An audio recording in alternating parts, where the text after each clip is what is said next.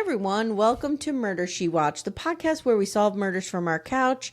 My name is Amy Archer. I'm your host. I'm here today with fan favorite, Amanda Lipnack-Radell. Good morning, Amanda. Morning, Amy. How are you? Am I a fan favorite? That's exciting. I don't know if I've ever been a fan favorite. You're one of my favorites. Okay. And you're a fan. So there we go. Yes. There we go. Guys, we're here today to talk about Mr. and Mrs. Murder. First of all, could have been 2 episodes. What are we doing? I almost want to say could have been an email. Like, could have been an article in the Atlantic. Was it an interesting story? Sure. Sure. But it didn't need 4 episodes. No. And I'm going to say something right now. They made a mistake. It was a misstep to let Kathy narrate the entire thing. How do we feel about Kathy? Well, I have some complicated feelings about Kathy. Okay. What do you feel about Kathy? I didn't like her. I liked her at first. At first I thought she was fine, but I don't know. There was just something off about her. I think I can articulate it when we get to it. There was something off about, like, the glee she had. Yes. Like, yes. I feel like the glee she had discovering her, their couple best friends murder by her husband, ex-husband. Mm-hmm. The glee of that felt like the glee of figuring out that, like, the polygamist family that you think is living, like, if you got confirmation that they are actual polygamists, you would have that level of glee. Yeah. But that's just about some rando family And that has harmless. nothing to do with you. And it's harmless. Yep. This is literally about her ex-husband murdering somebody. And she's like, it just felt weird. I agree with that. And I also will say that I feel like she put Denise's life in danger. Yes, she did. And it was not good. No. I felt that at no time did she bring up the fact that she was co-raising her child with someone she believed to be capable of murder. And she never, like, went and fixed the co-parenting agreement. Right. She's just sending her kid there. Yeah, like, it all felt the time. weird to me. It felt like a lot of what she did was based in jealousy and pettiness. Yeah. And I don't want to go too hard on her because I get it. Yeah, I get it Like, too. I would be so furious and angry. Sure. But I think over time, A, that should have dissipated. Yeah. And B, again, like, I just feel like even though Denise was terrible, I feel like she really kind of put her in danger. I agree. With someone is capable of murder. Right. Or you're strongly Yeah. sure. Like, Yeah. it just, something about her left a bad taste in my mouth. Yeah, I don't feel like she, like, I enjoyed, parts of this documentary I enjoyed were, like, when they did the journals from his mother, Cheryl. Mm-hmm. Yeah. I thought that was beautiful. I did too. I really loved having her voice included. I agree. But I don't know. All right, let's go through it and we'll talk about it. Okay. So this is Mr. and Mrs. Murder. It's on HULU 2025. The documentary, way too long. Could have been 2 episodes, is my first note. Been 2 episodes. We are in Tallahassee, Florida. And we open with, like, this discussion about how gators kill people. Yes. Okay. And I do feel that was relevant. It was relevant because the whole thought for a long time was that he got killed by a gator, which if the name of this documentary had not been Mr. and Mrs. Murder, I too might have thought it was a bad name, right? It's a terrible. What should have been called? I don't know, but not that. Gatorgate? But if I hadn't known that this was at its core a murder doc, I absolutely would have thought, oh, he just got killed by a gator. Yeah. Sucks to suck. I agree. So Kathy and her husband, Brian Winchester, were best friends with the couple, Mike and Denise Williams. Now, the first thing I'm going to say is Kathy is a dead ringer for Laura Linney. I thought it was her. She does look a lot like Laura Linney when she's... I've heard other people say that she has a Mary Payne look about her. Mary Payne and I discussed this. I sent her a picture. I'm like, she does kind of look like you, but she is way more... Like, she looks way more like Laura Linney, in my opinion. Yes, I agree. Laura Linney will play her in the movie. Yes, if there's a movie of this, Laura Linney could absolutely play her. So they all went to high school together. They all partied together. Their lives were kind of on parallel paths. And also super Christian. They are super religious. Super religious. Especially Denise. Yes. So Saturday, December 16, 2000 stood out to Kathy because she always had Christmas with her family the Saturday before actual Christmas, and they would go to Cairo, Georgia. Cairo, Georgia. When you told me there was a Cairo crossover, I got excited. Cairo. It's the joy I needed right now. They go to her granny's farm. Mm-hmm. And at noon, Denise calls her to ask her where Brian and Mike are. So Brian hunted nearly every day. So Kathy's like, I was used to waking up during hunting season or whatever, and he wouldn't be there. It was no big deal because hunters go out at like 3, 4 o'clock in the morning. Right, exactly. And it seemed like they were going duck hunting. Yes. So she said it wasn't unusual, but she was kind of getting annoyed that they weren't back. And they were getting kind of like nervous about it. Right. Because this was very atypical. And it was the day of the Christmas. Like, it just, a lot was like, this isn't normal. So at 2 p.m. when they were scheduled to leave, Kathy's super annoyed that he's not home. And she throws Stafford, their son, in the car and she goes up to Granny's by herself. Yeah, I would do the same. Brian rolls in between 4 and 5, and it was noted by several people that he was late. Do you think that Stafford is now destined to be a butler somewhere? I don't know. Stafford absolutely is in a prep school, right? This kid is destined for some life based on his name. Well, this kid is probably 30 years old. I know, right? Well, no, he's probably 2 or 3 here. Well, we'll find out in a minute when he was born. So he gets there, Brian does. He falls asleep on the couch, and she's pissed. Another thing I want to talk about is how it's always a risk to have an ex-spouse, especially a scorned ex-spouse, as the lone voice of this. Agreed. Because it's coming at it with a very specific agenda. Yeah. I'm not saying Brian's a good guy in any way. No, but Brian's a nightmare. We don't really have any sort of full-throated view of who Brian is. We only know who Brian is through Kathy. Yeah. And Kathy is his ex-wife and knows he murdered somebody. So it's not a good look. So they get home and Brian's dad calls and says, Mike is missing. He never came home and we need to go off to look for him. So we meet Scott Dungy, who I loved. This was Mike's best friend, real good guy. I loved him too. He's so sweet. He's like, Mike was not a good swimmer and he also wore waders. And I guess when you go duck hunting, you shouldn't wear waders because if you fall in the water, they'll fill up and weigh you down. Makes sense. It never would have occurred to me, but makes perfect sense. Me either. So while I'm sitting in my bathroom yesterday thinking, do my children know what to do if an appliance that's plugged in falls into a bathtub of water? Now I have to remember to tell them never to wear waders on a boat. What do you do if appliance that's plugged in falls into water? I would think you turn the breaker off. Oh, okay. And then you get the appliance out, right? Oh, okay. I'm assuming you're in the tub when it happens, and I'm like, you'd be dead. You'd be dead. I think you're dead. I'm like, what are we supposed to do then? You know what you do then? You go to your funeral as a ghost. Yes. You visit people from the other side. Next step, haunting. Yes. Okay. I was just confused at the timing of that. Go on. So Brian and his father find a boat. We meet Clay Ketchum. Clay Ketchum. He just has Clay like Ketchum. Hal Ketchum, the country singer. Mike's boss, and he says the scene just looked weird. It didn't look like anything hit the boat. Yeah. The boat was just kind of there. Yeah.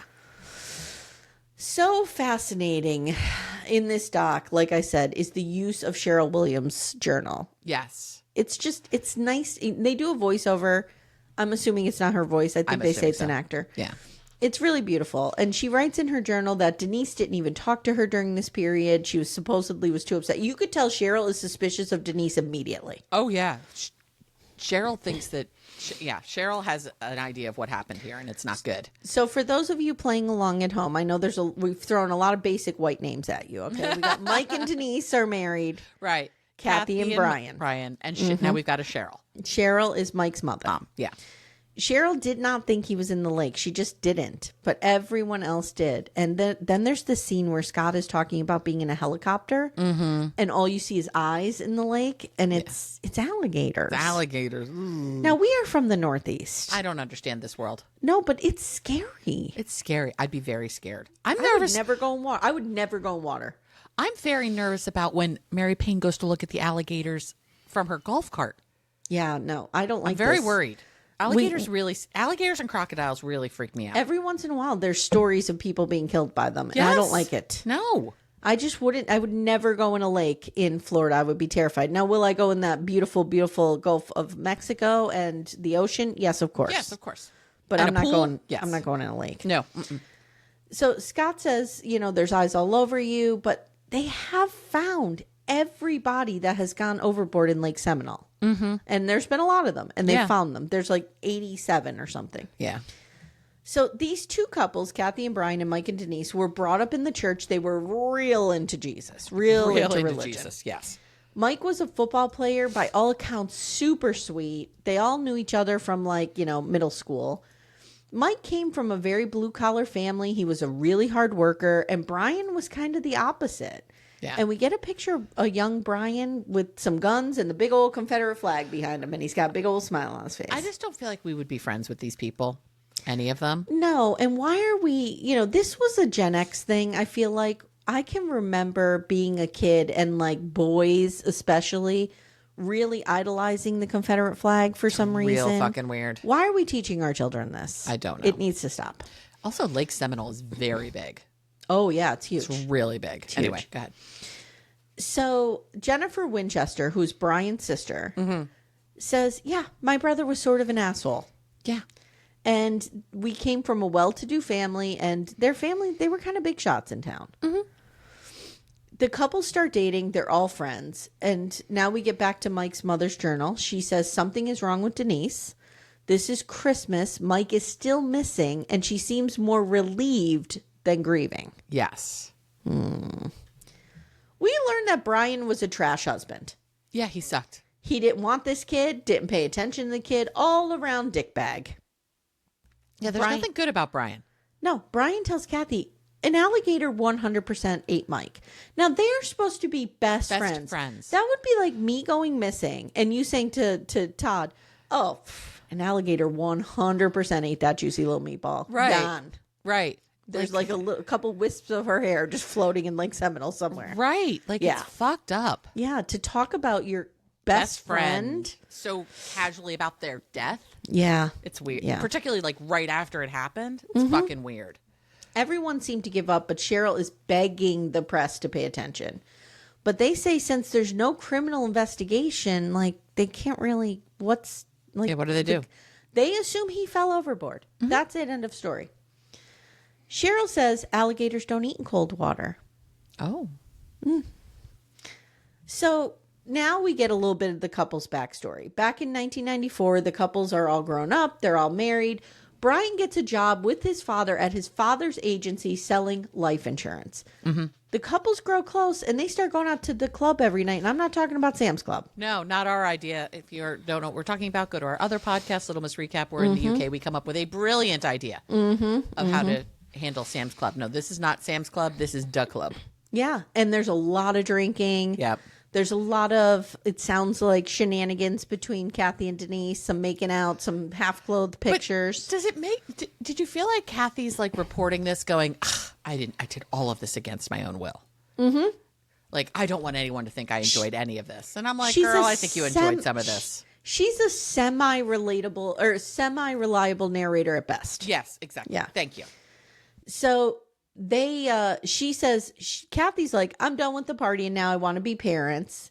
So they have a baby. Okay, so this kid was born in 95, 96. So okay, yeah. They're 30 years old. 30 years old, yeah. And I mean, that's very relatable. We have our party life and then one day we wake up and we're like, okay, I'm done. I'm ready to go be a grown-up now. Absolutely. So they have a baby and Mike and Denise have a baby shortly after. Mike is elated. And we know this because they're on the news. Yeah. Because Ansley was born on Mother's Day. Which is cute. It's very cute. Yeah. Did you feel like Kathy and Mike should have hooked up? Like they were the better pairing? Yes. I felt like they were the much better pairing. Yeah. Yeah. I wonder if there's a little bit of that here. I wonder if she was pining for Mike. It's I almost wonder if they had met before the couples existed. Would we have done a switcheroo here? Because that feels like that would have been better. At what point, guys, let us know if this has ever happened to you, if you've ever been in a foursome, like a two-couple friendship, and you were just like, let's switch. This makes so much more sense to just switch this out. I believe that is the premise of an entire show called Wife Swap, but go on. I believe it's called swinging. I don't know. I believe that's called swinging, yes. So Brian, that's called a closed quad. We saw it on Poly Family. Didn't go good. Didn't work. Didn't work. So, by the way, she is blazing on the social media. oh, I'll have to get over there. Yeah. Brian continues living like a single person while Laura Linney's home raising this kid. Yes. And they're married for 6 years by the time Mike goes missing. And Kathy and Denise are super close. For Denise's 30th birthday, poor put-upon Kathy has to go out partying with these guys. Of course. And they drink, they party. Denise is kissing Kathy. Brian takes pictures of them that are compromising. Kathy starts to confide in Mike, and Mike tells her to leave Brian. So there's like tension here. I wonder if something happened between Kathy and Mike. I wonder too. We really just kind of hand waved la la la la la about a lot of that. So I don't know. Denise and Brian are all like, dude, you can't be a single mother. How dare you? God hates divorce. Do you really want to be trash? So Kathy's kind of in literal hell. Yes. A month after Mike's disappearance, they pretty much have him declared dead. Yeah. He was 31. He was 31. Some life insurance real quick. He was 31. Very handsome. He was a good looking guy. Very cute. Yeah.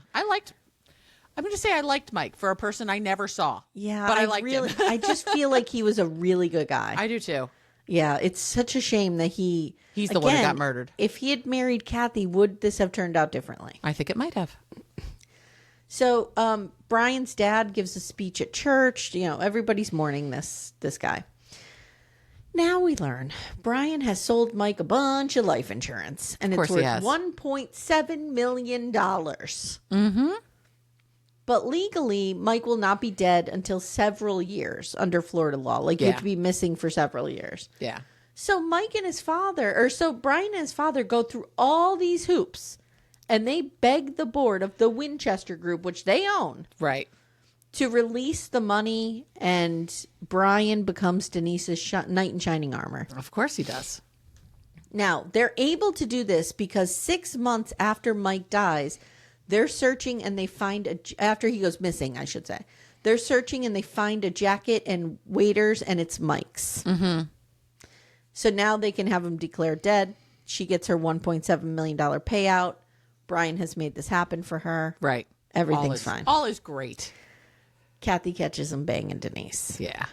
Brian is banging Denise. So I don't know how long this has been going on. A long time. It's been a long time. Mm-hmm. Yeah. 2003, Brian and Kathy are separated. He calls Kathy.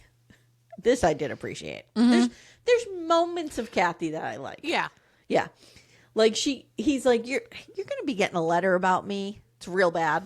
Don't read it. She's like, I'm 100% reading that. Yes. Honestly, if he hadn't brought it to her attention, she might not have read it.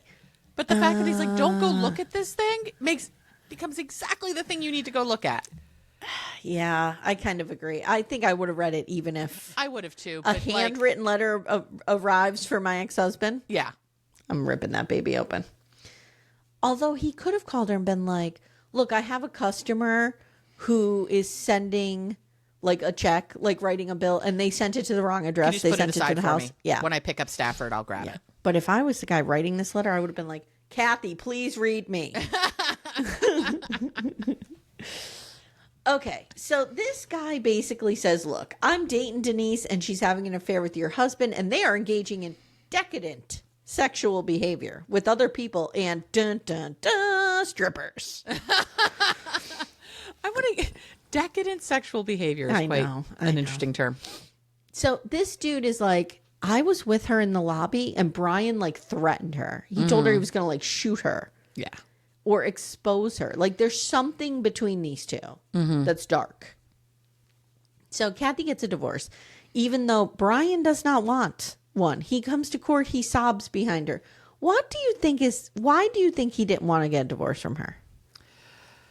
Because I think he's trying to keep things as status quo as possible because he doesn't want to draw attention to anything. And if they're divorced, now she's pissed. Yeah. Yeah, that could be it. I don't know. I think Brian's a sociopath. Yeah. So we're not going to understand all his behavior. True. Do you think that he wanted more time to happen? Maybe.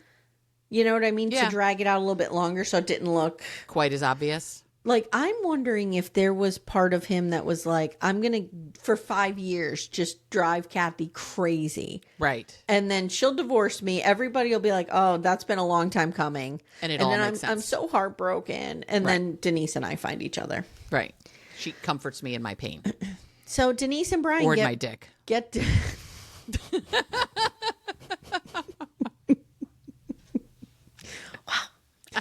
Denise and Brian are now together, and everybody thinks this relationship just started. And like, how sweet is this? She's a widow, She's in love with her best friend's husband.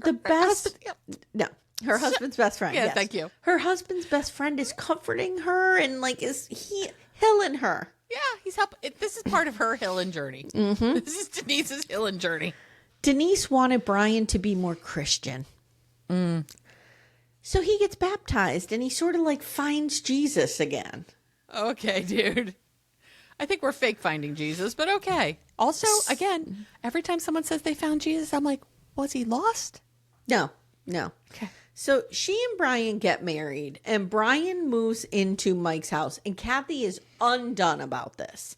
I would be too. Let's just put a pin in Kathy coming undone about things because there's so much more important things she should be caring about. Yeah. But she's like, they slept in Mike's literal bed. Yes, I get it. Mm-hmm. But I don't know. Kathy gets remarried to poor put upon Rocky. Oh, poor Rocky. Rocky, who has to listen to this for 20 years. Oh my God. Can you imagine? This is all Kathy talks about, I'm sure. It's all she talks about. I don't think it's all Kathy she has much of a thinks life about. outside this. At one point, she was like, I'm going to go kill him. Uh-huh. Oh, yeah. Because anytime I'm having a challenging relationship with somebody, I'm feeling less than charitable towards somebody. Murder. The very first thought I have is, I have to go kill them. What other choice do I have? We're recording video. Do I look yellow to you? No, you don't. I feel like I look like I am of the Victorian era. You do not look like you've come down with the consumption. And or I anything. may have the consumption. You don't. Okay. You don't. All right. You look fine.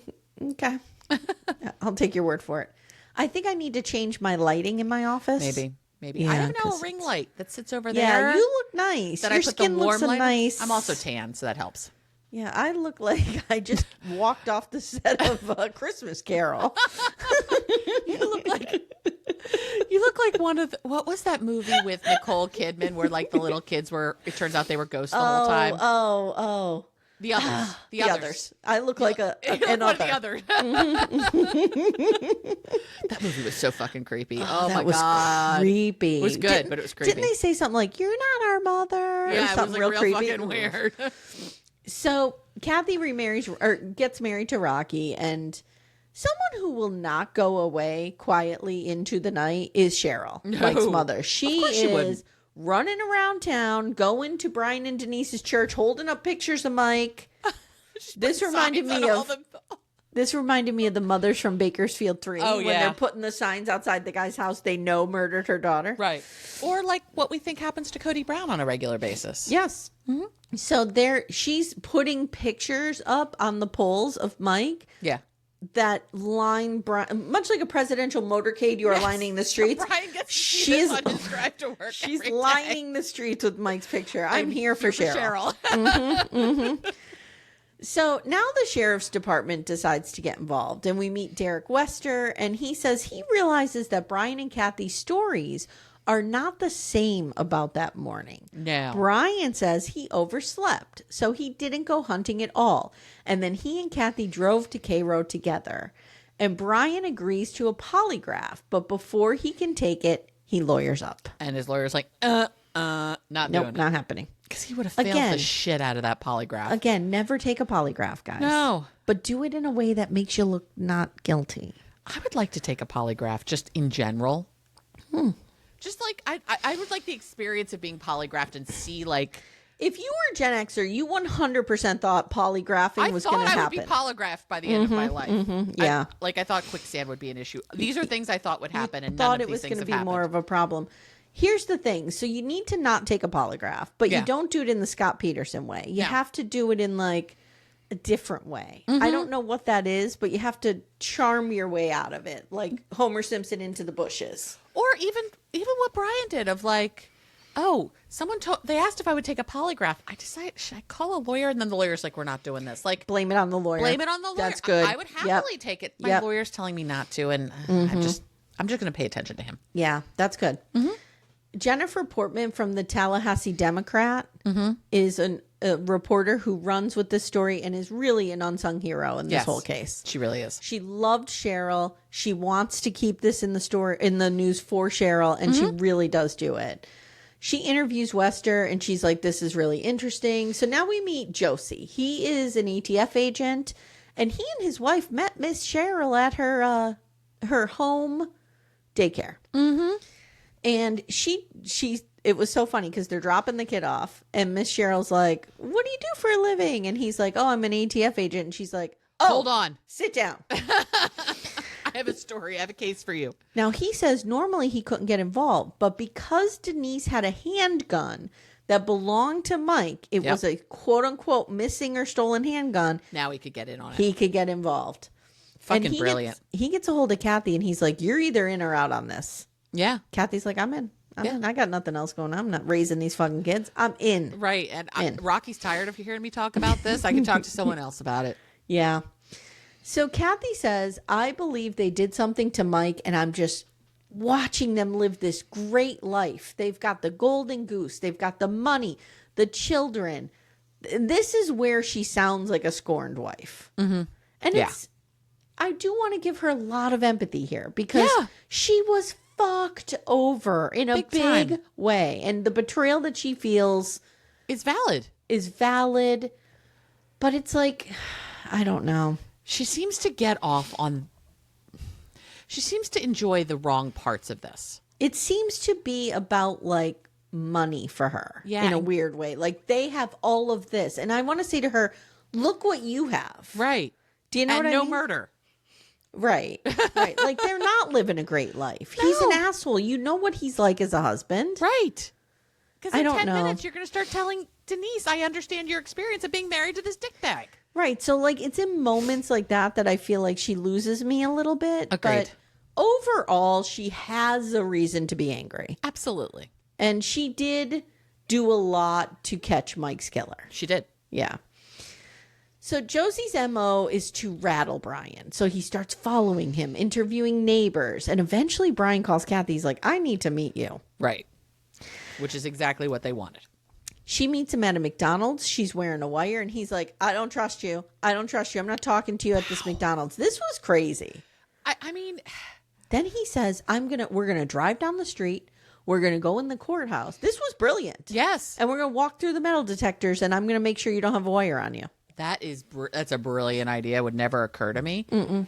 I mean, I got to tell you though, like if Charlie, for those unfamiliar, is my first husband, like came to me and said, I need to talk to you about something. There's something I wouldn't assume he's wearing a wire. Like that wouldn't be my first guess. Yeah. But if you're a criminal. Yeah. It's just, he just knows how bad well, I think a large part of it is he probably, it's a small town. Everybody knows everybody. It's Tallahassee, but these people are all in a small group, especially with the church. Yeah. There's probably, people are probably a lot of rumors. Kathy is working with the FBI. Probably. Kathy is trying to bring you down. Kathy, like he's not stupid. Yeah. So he's probably like, okay, I got to get right with Kathy. Yeah. So, the way that they get around this is she's just basically like, fuck off. I'm leaving because I don't have to be here talking to you. So Denise turns over Mike's handgun.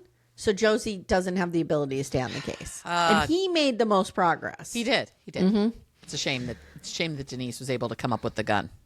Yeah. And so he calls Jennifer Portman before he leaves the case finally, and he's like, please keep doing what you're doing. Mm-hmm. Keep writing these stories. Keep putting his picture in the paper. Mm-hmm.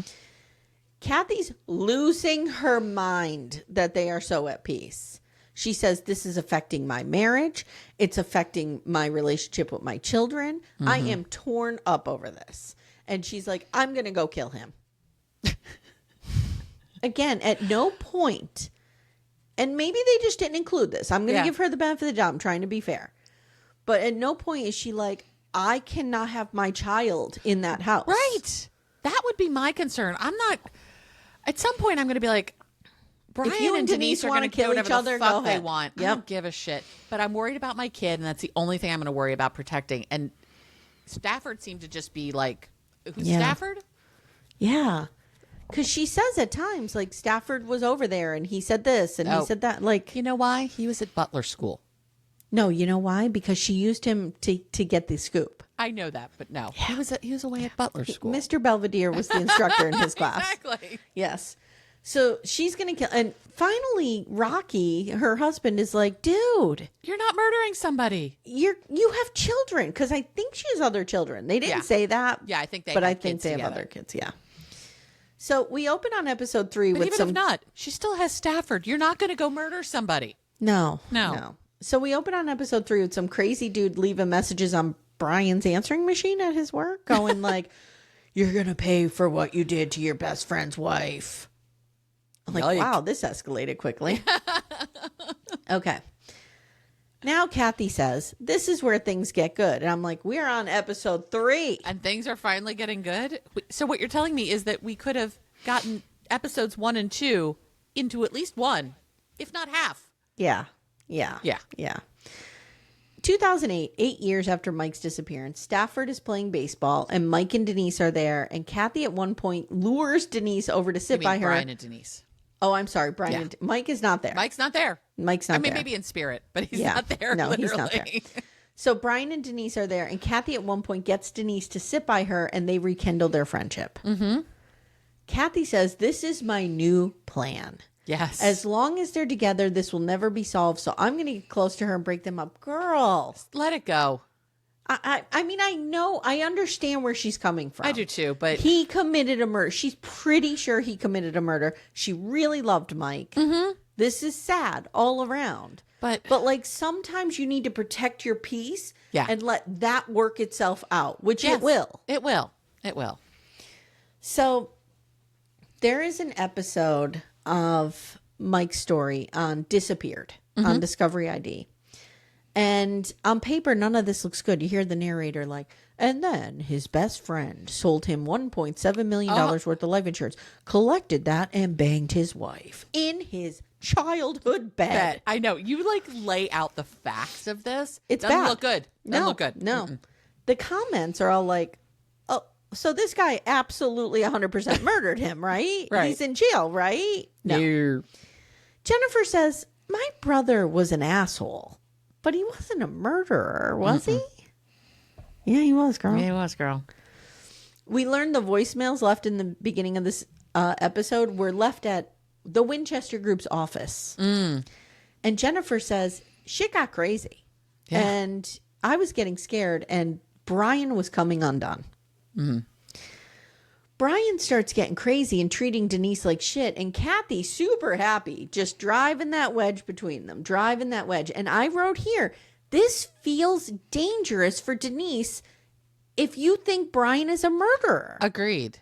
Even if she thinks, because at this point she thinks Denise knew about it or had something to do with it. Right. It's still an extremely dangerous situation for her to be in. Yes. And she's going deeper and deeper and deeper. And not only that, they have a child in the house, Ansley, Right. who's a young woman at this point. Right. It's all crazy. It's very dangerous to be trying to create drama between. They will, if I've learned anything, they will self-implode. Just give it time. Yep. So we get some of Brian's journal. Very different than Miss Cheryl's journal. Yes, very. Miss Cheryl's journal is like very prose filled and beautiful and calm. And Brian's is like, Denise is being mean to me and I'm thinking of cheating with hookers and blow. Wow. Wow. Okay, dude. That's quite a step. His family owns a mobile home on some property and he's using it as a bang trailer. Yeah. Well, hey. Yeah. I mean, honestly, pro tip, if you are going to be a serial cheater, get yourself a bang trailer. Yeah. Oh, Yeah. yeah. If you have family that has land, Get a bang trailer. get a bang trailer. Duh. So they eventually have a big fight, and Denise throws Brian out, and Kathy continues to let Stafford live with Brian part-time. Wow. This How do is you a do guy this? you think murdered somebody. his best friend. Right. And he's unraveling And you're still letting this kid with him. Right. Like, we don't, again, I'm going to give her the benefit of the doubt. We don't know. Maybe she was, so that is a missing piece here, right? Yeah. Like, maybe if she was saying to us, I was begging The court to help me. And they would not, because they had no proof he did anything criminal. So I had to prove it. Right. To save my kid. But at this point, this kid's a teenager. If he doesn't want to go to his dad's, he can kind of say no, and the court will listen to him. Yes. Yeah. Because if he was born in... You know Cassie's not being quiet about this at home. No. No. So Kathy urges Denise to get a divorce because Brian is all crazy. And he's like, maybe if I become like Christ, she'll take me back. And he writes her a letter that says, Denise, I have been poisoned by pornography. Oh, yes. Mm-hmm. Yes. So in 2016, he kidnaps Denise. Wow. Okay. I did not see this coming. So how did you interpret this? Because what I thought happened is the way I thought this happened, she got in her car and he was in the backpack. That's what I got out And of then he crept out. Could you imagine? Oh, my God. Seeing this happen in your rearview mirror. Oh, my God. But then when they were talking about the cars, it seems like the Suburban is his. Yeah, I don't understand how this... I was confused, too. But then she has to drive him back to his truck. So the Suburban is hers now at this point. I guess. I don't know. But it's just imagine. You get in your car and all of a sudden you see somebody crawling out from the back seat. Jesus. Well, I saw that once on like a Dateline or something. I saw that once last week at the Acme. Okay, no, go ahead. I saw that on like a Dateline or something. So I always check the backseat of my car now. Yeah. I've got so much shit in the backseat of my car right now. No one would fit. So that's my... I'm just doing it to save myself. Timmy would throw me out if I had shit in the backseat of my car. Well, you should hear him when he's activated by our daughters. What's in the backseat of my car right now is my bike rack. Mm-hmm, so it's not dirt or trash. Legitimate it's legitimate stuff. Yeah. Mm-hmm. Well, Timmy would every day say, "What are you doing with that bike rack in the back of your car? Mm-hmm. Where are you taking that?" Mm-hmm. Ah. So, all right, he climbs out from the very back seat and he holds a gun to her. He kind of puts it in her ribs. Mm-hmm. And he threatens her and he's grabbing the wheel and she's like, I don't know how we didn't crash the car. Like we hear this from Denise's point of view. And she's telling this to the police now. And she says she, sweet talked him. She very smartly pulled into a CVS where she knew there were cameras. Very smart. Mm-hmm. And she eventually sweet talks him into letting her go. Mm-hmm. I'll share your secret. I won't tell anybody. This is fine. Da, da, da. She beelines immediately for the police department. But before he gets out of the car, he's packing his bag back up from the very backpack. Right. And there's plastic. There's bleach. There's like murder. It's a murder kit. It's a murder. Yeah, but they're waiting for a tarp. That's terrifying. That is terrifying. She is so rattled. So now the police are like, okay, this might be the moment we can get her to talk about Mike. Mm-hmm. Brian, I'm sorry. She will not talk about Mike. They try to get her, but they won't. So Will Mickler is a special agent from the Florida Department of Law Enforcement, and he comes into the story at this point. And Brian is arrested, and he's denied bail. So Brian is arrested for the kidnapping of Denise. Right. Not the murder of Mike. Nope. Kathy is going to go talk to Brian's dad. Again, what are you doing? Stop going to He's talk in to jail. people. Yes. And Denise calls her and is like, can you do me a favor? When you're on your way to Brian's dad, can you get Brian a message for me? Just tell him I'm not talking about the Erder May of Ike May that we omitted K. Right. Okay. And Kathy's like, there's only one thing that means, and it's not good. Nope. They have a secret between them. So Brian is getting desperate. He asks Amanda, his sister, to find some suckers to say they had an affair with Denise, and he'll give them $10K. I was like, I would admit to having an affair with someone for $10,000. I might What does too. it hurt? I might too. What does it hurt? Am I gonna be implicated in a crime here? That would be. I mean, if all I'm doing is admitting that I had an affair with somebody and you're going to hand me $10,000, I had an affair with 25 people. I'm good. Yeah. I don't care. Okay. So then he hires some dude to kill Denise. And this dude, Wade Wilson, goes right to the police. And Sergeant Mickler's like, we got him now. So here, I have a question for you. Yes. Wade Wilson is giving the story about how this happened. Okay. He's like, I was getting out of jail. Brian told me to go meet this person. I met this person. He gave me an envelope with $20,000 in it. And all the details to Denise's house, her door codes, her everything. And told me to take care of her. Okay. The guy who handed over the envelope looked just like Brian, could have been family. We never revisit this. No. Why? Who did Is this? it his father? I think it's brother? his father. It's somebody. Does he have a brother? I don't know. I don't think he does. We only met the sister. Well, maybe we have a brother who wants nothing to do with this because I wonder if implicated it's his somehow. father. It could be. Because the father seems sketch too. Everyone. I have no basis for that. I'm sorry, Mr. Winchester. He might be a lovely person. You did raise a murderer, but yeah, good job. Well, so did Cheryl, and we like her. So Cheryl didn't raise a murderer. She's Mike's mother. oh shit, yeah. Never mind. How dare you? I'm Get sorry. Miss Cheryl's name out of your mouth. Sorry, Okay. I got confused. There's a lot of people involved in this. Yeah, but I just don't know why we never revisited who handed the envelope. I don't know either. So we meet Tim Jansen. He's Brian's lawyer, and he's like, we're fucked. We can't go to trial. Like, if we go to trial, he'll get life because they're going to bring in all this other stuff. Yep. So, guys, this is where, Couch Detectives, I'm going to tell you right now, get ready because you're going to be enraged about the ending of this case. Yes, you will. December 2017, he pleads guilty to aggravated kidnapping of Denise. Yes. She reads a victim impact statement and begs the judge to give him life in prison, which is the maximum sentence. Yeah. He gives him 20 years. 20 years. Now we go back 2 months. While he was in jail, Brian cuts a deal with the DA, and he is granted immunity on Mike's case if he pleads guilty to armed kidnapping and he tells them where Mike's body is. Wow. Wow. Wow. I would have been like, you could avoid the death penalty, maybe. Right. I'm not getting you. I'm not absolving you entirely of the murder. I'm going to say though, look, we're 90. We know you murdered him. They may not. Yeah. But we know you murdered him. We are going to put you up for the death penalty. If you plead guilty, we will get you life in prison. If you tell us where Mike's body is. Yes. Yeah. Or life with a chance of parole, like something. It's so dumb. It's so bad. Or even say something like, look, if you tell us where Mike's body is, we will charge you with abuse of a corpse. You know, we'll pretend the murder was an accident. Right. Sure. But we're going to charge you with everything else, which stacks up to 50 years. Right. Whatever. Nope. Okay. So I would say Denise is going to flip on you.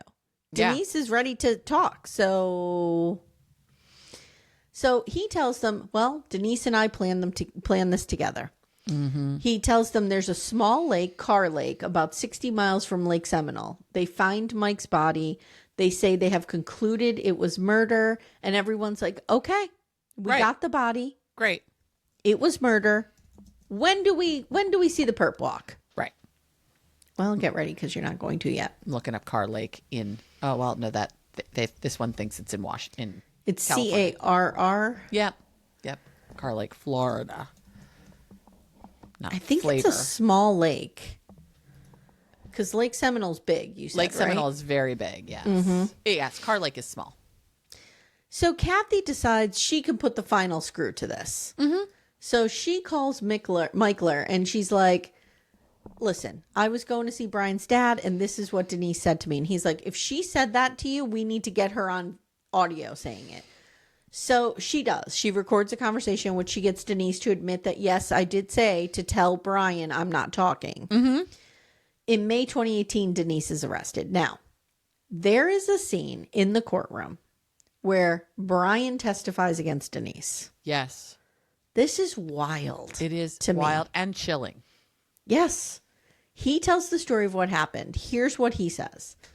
Their affair started, he goes, the date we use is October 1997. So that tells me it started in 1995. Yeah, probably. They wanted to be together. So they started exploring options. And one of the options was that Mike would have an accident while hunting. He would drown and I would make it and he would not. And Brian says, we figured if we gave him a chance to survive, it wouldn't really be murder because it would be up to God if he got out or not. Oh my God. Also, let's note the fact that the reason divorce was not an option for Denise is because she was so religious, but murder's was okay. The option? Murder's okay. Yeah. Wow. So he called Mike. He had Mike meet him at a secret special area. Mm-hmm. This is tough. Yeah. They go on the boat. Brian pushes Mike into the water. He's struggling. He's trying to take his jacket and waders off. He finds a stump. He clings to it. He's screaming. Brian's screaming. Mm-hmm. Brian has to circle the boat around him and shoot him. Oh, my God. It's horrific. Awful. Yeah. This guy deserves to spend the rest of his life in jail, period. Full stop. He loads Mike in the back of his Suburban. Brian is sobbing telling this story, as are many people in the court. Denise, not one tear. Nope. She didn't give a fuck. No, she sat. Could you imagine? Becca and I just talked about this at the staircase. Right. Michael Peterson sits there listening and watching the depictions of Kathleen falling down the steps, her head bouncing all over the place like a beach ball, and he's just like dead-eyed. Well, Amy, he's busy over there speaking her name in his heart over and over again. 1,000 times. 1,000 times, yes. So, Kathy says, Mike, and this, I thought about this too. Mike knew that it was Brian doing it to him. Yeah, that's and the they worst were part. best friends. He loved Brian like a brother. Like, Yeah. how heartbreaking. And if we got a little bit less of Kathy and she would come in with things like this, I think, it'd be more because I powerful. really do believe she loved Mike and wanted this solved for Mike. I believe so too. So I think if we cut some of that other stuff out, it would have been more. Like, if I'm in the midst of being murdered and I'm watching like you do it, that takes the fact that I'm about to die to a whole new level. Yeah. It's just it's awful. It's so heartbreaking. Like, this guy should be here raising his kid, taking care of his sweet, sweet mom. I think she's passed. Yeah. I'm not 100% sure, but it's just really sad. It is really sad.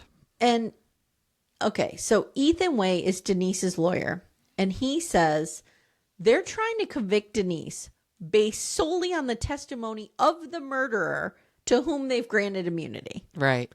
And he's right. Yeah. They're fucked. They backed themselves into a corner. They have zero physical evidence that Denise was even there. Yeah. Yeah. And they've backed themselves into a corner. They can't do anything. Kathy testifies against Denise. Oh, man. They convict Denise of conspiracy, first-degree murder. Wow. This was an overcharge. I was agree. Like, come on. An accessory after the fact. She gets life in prison. I'll give it accessory after the fact. I'll even 100%. Give her conspiracy. Yeah, but I'm not giving her the murder charge. No. Jennifer Winchester says Ansley's father was murdered and she was raised by the two people who did it. That's so fucked up. Heartbreaking. I hope someone's taking care of Ainsley and has gotten her a lot of therapy. I know. Kathy says she feels settled now and she did it. And she's like, I just know that Mike is going to greet me someday in heaven and say, you did it. You solved my murder. Thank you. Yeah. Yeah. And to that, I say that's really sweet. That is very sweet. That she feels like, there were times in this I felt like she was trying to be vindicated for her. Like, she was, this was more about her own hurt feelings about the fact that her husband and all this. This was one of the few times where I was like, this was about Mike for her. Yeah, if I were the editors of this documentary, I would have taken out some of that scorned woman and focus more rhetoric, on the like. And focus when I more, see Mike yes, beyond the pearly gates, he will know that I fought for him. Yes, and even like I could see them bringing her in, being like, I knew I had the missing piece that this case needed. Yes. So I knew I had to do the right thing. Yes. But not be like, oh, I was sitting here driving a wedge between them and waiting. Right. It just didn't leave a good taste in my mouth. I had to get back in with Denise. And it's just weird. I felt like him kidnapping Denise and stuff like that. Like, he is a violent man. You are putting her life at risk. Yes. Yes. And you know that. And also never a mention of having to send my child to a man who I think murdered his best friend. And not only that, you don't know if he would have went family annihilator and taken out Ansley too. Oh, he could have, absolutely. You know what I mean? This like guy's a sick guy. Yeah. I just sometimes the answer is to just let things take care of themselves. Yeah, and this would have over time. Yeah. I mean, if this was her actual husband, I could see, like, if somebody murdered Timmy, I would never stop. Yes. But like, she was kind of out of this. Yeah. So, she really does believe, though, Kathy does, that there are some big missing pieces here. And then she casually tells us, one of my border collies just got hit by a car and died, and I had to bury it. And digging that hole, was really hard. And that was just burying my 45-pound dog. Can you imagine a whole body? I was like, oh, okay. Oh, but she's not wrong. But the She's not wrong, casualness but I was with like, which wow. her dog dying was a bit much. Yeah. And I love border collies, this. I know. She says, Brian is a little guy. And I was thinking about this too, because this is where I think the father came into it. Yeah, to pull somebody dead weight out of water, to get their clothes off. Yes. To get them into a car, to dig a hole big enough to bury them, and to be back in like 5 hours. And to make sure it doesn't look like you've dragged a body out of this lake, because people were looking all over that lake for Mike. Were they looking at that lake? Well, then were they only ever at Carr Lake? They were only looking at Lake Seminole because that's where Mike said he was going. So was he never in Lake Seminole? I don't think so. So this was my other question. How did the waders in the jacket get in the lake? Brian clearly planted them there. Yeah, there's so much. I feel like someone else had to. Somebody else was involved, and I think it was his father. Yeah, I think so too. It's weird. I'm putting Mr. Winchester right in this, and I apologize if I'm wrong. Right, you're putting him right on blast. Guys, let us know. I know this has been on Dateline. I know it's been on, is there ever a mention of anybody else being involved? Because I really think somebody else is involved here. I do too. In 2020, an appeals court overturns the first-degree murder charge on Denise. And I agree with that. I just agree. do. I do too. And her sentence changes to 30 years. But I wrote, this is wild because he will be out of jail 10 years before she will be. And he murdered him. Wow. No one has been charged with the murder. And no one can be. No. Because the person who did it, they've given immunity to. I can't believe it. I can't believe it. This was a mess. I think I might want to do a follow-up to this. Okay. Because I think there's a lot of missing pieces. Maybe I'll do a Patreon bonus and just do some digging on the Reddits and stuff and incorporate some feedback. If you guys are familiar with this case and you've seen, some things pop up that maybe were not included in this documentary, which they had 4 episodes to pack in here. Right. Let us know. I don't know. Come at us in the comments. So what do you think? What do you think happened that day? Solve it, Amanda. Solve it. Well, I did think at some point they were at Lake Seminole, but I'm going to take that out now. Okay. Mike told Kathy he was going to Lake Seminole that morning. Mike told Denise. Yes, sorry. I keep getting confused. Who's married to who? I know. Mike tells Denise, I'm going to Lake Seminole. Brian is too. They meet up, and Brian goes, no, let's go to Lake Carr instead. Let's try that he either instead. calls him like a late morning audible. Yep. Somehow changes locations and kills him. Yeah. That's it. And what he experienced in his last moments of life. It's horrifying. It's horrifying. This is a guy who thought he had the world by the balls, right? Like, he had a new baby. Beautiful wife, good friends. Yep. You know what I mean? It's heartbreaking. It's so heartbreaking. It's so heartbreaking. And the title, Mr. and Mrs. Murder, is stupid. It's a terrible title. Terrible title. Because I still don't know how complicit Denise was. At a minimum, she went, okay. Right. At a minimum, she said okay to Brian's plan. She definitely is not innocent. No. But again, I'm going back to you are such a woman of God that can't divorce. Mm-hmm. So you go to murder? Yeah. I mean, I don't know. I'm no religious scholar, but I do know the 10 Commandments. Let me pull up 10 Commandments. There does not appear to be one that says do not divorce. There's definitely one that says do not murder. Let me pull these up. Oh, yep. You shall not murder. Right. Yes. Do not murder on the list. Let me see what number it is. Wow. I feel like number 6 is far down that list. I feel like it should be higher. Yeah, like I you feel shall like it should have be no above- other gods before me is number 1. I feel like before taking the Lord's name in vain, murder should be. Amanda, honor your mother and father are before. This was absolutely written by boomer parents raising Gen X kids. They're like, oh, quick, shit. Let's get how do we back get there that and, in there? and write this down. Honor your mother and father. Oh, and yeah, By the don't way, murder either. people. Yeah. Wow. Now, Okay, guys. How many dursts are we giving this? Oh, I'm only giving this like 2 dursts. I'm giving it 1.5 to 2. Yeah, because the problem I have with it is the structure of it. The narrator was not. It's an interesting story. It's just not a great documentary. I agree. It could have been a Dateline. Oh, Could have been that'll be our standard. Could have been a Dateline. Could have been a Dateline. Yeah. Probably In was fact, a I actually Dateline think at it some was. point. Yeah. But could have just been that. Maybe like a 2-episode Dateline. So it's interesting because I was listening to the director of the Delphi documentary that we just did, Capturing Their Killer, the girls on the high bridge. And she was saying, I was listening to her on Kate Casey, and she was saying that, you know, they had to leave out so much because they only had 3 episodes. Yeah. I'm thinking, okay, now that's where you could have had 5 episodes. Right. But Not you only this. give those people 3? And what this are you gets doing? 4? What are you doing, Hulu? Yeah, it doesn't make Who's sense. allocating this space? Yeah. No. All right. I think we solved it. I think we solved it. Said it all. Guys, when you hear this, you will be, let's see, this is airing in 2 weeks? Yeah. This is airing next week on the 20th, and you will be hearing the Staircase episodes 5 and 6 tomorrow. So if you are not a member of Murder Club, which is our Patreon, get on over there. Yeah. All your bonus content is at the $10 tier. And I also have an episode I'm posting with Jody Weber, retired FBI agent, host of Caught in My Web, Yep. author, Yes. to talk about the Delphi murders, because I'm wait to hear it. reeling down the rabbit hole on that. Can't wait to hear it. Is anybody else like doing their yard work and stuff with just like Richard Allen's confession tapes playing in their AirPods the entire time? Some people, I'm sure. I haven't, but I'm sure some people are.